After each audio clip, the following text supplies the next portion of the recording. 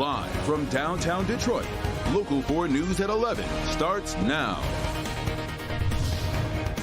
A powerful tribute at Chrysler Center in Ann Arbor.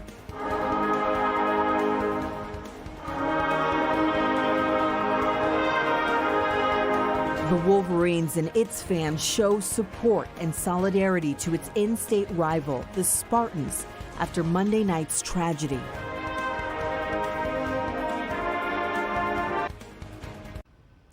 Thank you for joining us for Local 4 News at 11. I'm Pamela Osborne. Tonight's game was the first men's basketball game since the shooting. Quite a different scene from games past as fans cheered as the Spartans came onto the court. Our Jacqueline Francis was courtside for the game. She joins us live from Ann Arbor with the feeling inside the arena tonight. Jacqueline. Pamela, it was really something to experience. During that moment of silence, the look on the faces of not just the state fans, but the Michigan fans as well, as everyone reflected on what has truly been a heart-wrenching week.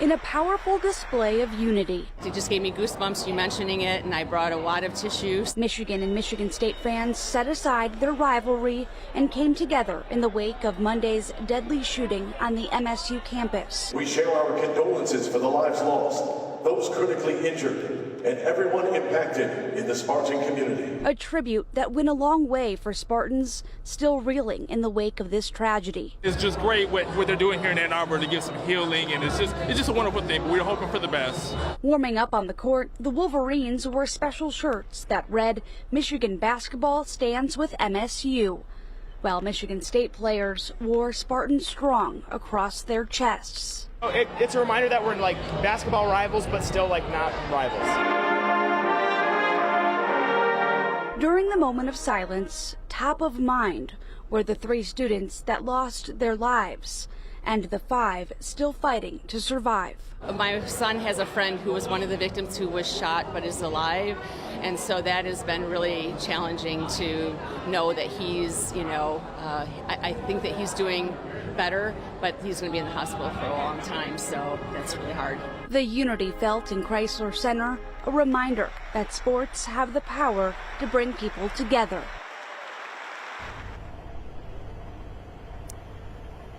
It was a basketball game, so there was a winner. Michigan did end up pulling off a win. The final score was 84-72. Michigan will have highlights coming up in sports. It is also worth noting that Michigan State students will resume classes on Monday. Reporting live from Ann Arbor, Jacqueline Francis, Local 4. A breathtaking show of support there, Jacqueline. Thank you. Today marked the beginning of the final farewell for 3 of the students killed in this week's shooting rampage on Michigan State's campus.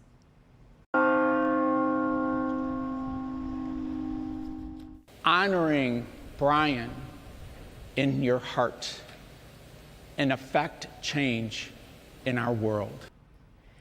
In Grosse Pointe Farms, the family and friends of 20-year-old Brian Frazier, a victim of Monday night's shooting at Michigan State, gathered to say their goodbyes. Brian was laid to rest today at St. Paul on the Lake in Grosse Pointe. Brian will be remembered as a loving son, brother, friend, and leader of his fraternity. The Frazier family allowed cameras inside to let the Spartan community celebrate along with them.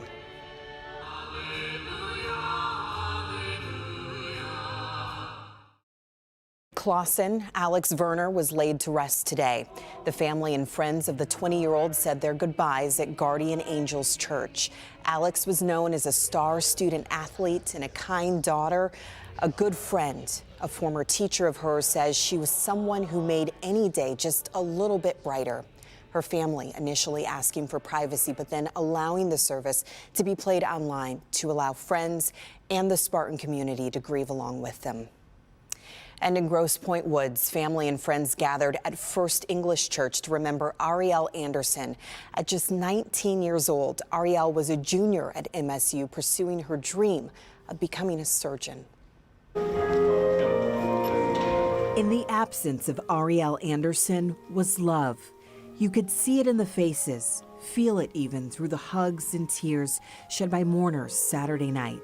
Sweet, sweet Ari. That's all I can think of is sweet Ariel. You could hear it in how they spoke of her.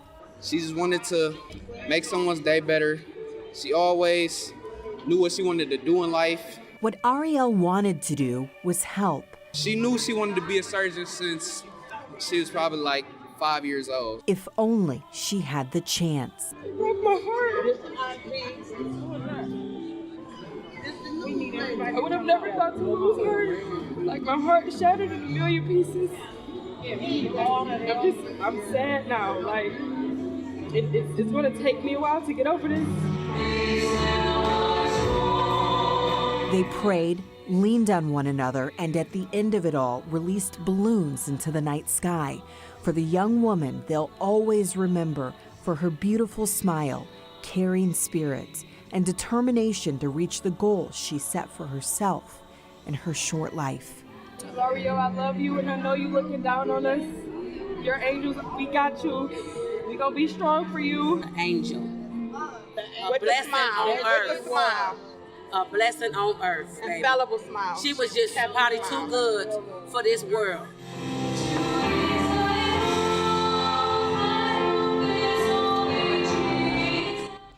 Ariel's visitation is scheduled for Monday, followed by her funeral service on Tuesday.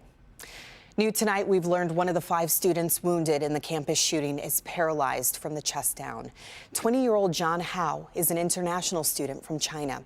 Hao's roommate says he was shot in the back and the bullet severed his spinal cord, leaving him paralyzed.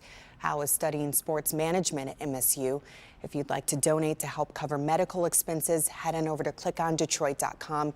You can find the information there. And remember, stay with Local 4 and clickondetroit.com for the latest developments on air and online.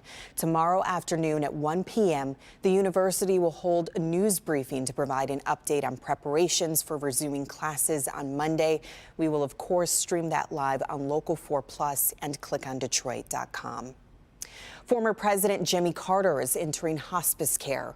Representatives say the 98-year-old after a series of hospital stays, has decided to spend his remaining days at home with his family.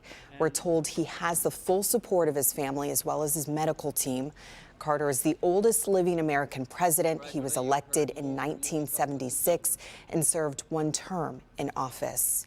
The Michigan Republican Party selects Kristina Karamo to be its next chair. Karamo beat out former Attorney General candidate Matt DePerno in the 3rd round of voting today in Lansing. She's a community college professor who lost her race for Secretary of State after mounting a campaign filled with election conspiracies. She will lead the party through the 2024 elections.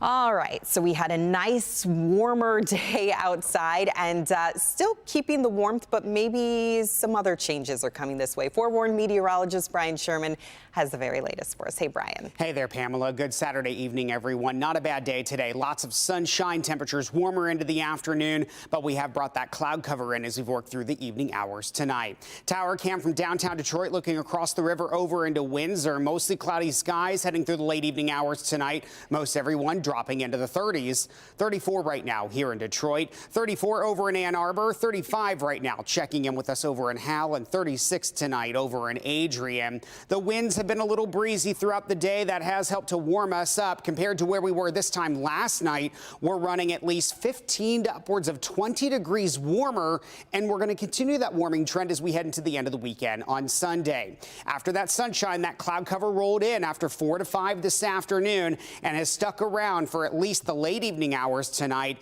Expect mostly cloudy skies as we go through the overnight hours tonight into early tomorrow morning. We'll start off near the freezing mark early tomorrow morning, but the good news is the clouds in the morning will give way to a filtered sunshine as we go from late morning through tomorrow afternoon. We warm into the low 50s by the time we get to late tomorrow afternoon.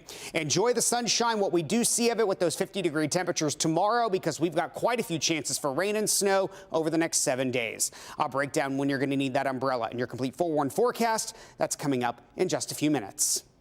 We will enjoy it while it lasts. Thank you, Brian. Still to come, overcoming the odds. A teen girl spends months in the hospital after a severe illness. Find out how she bounced back.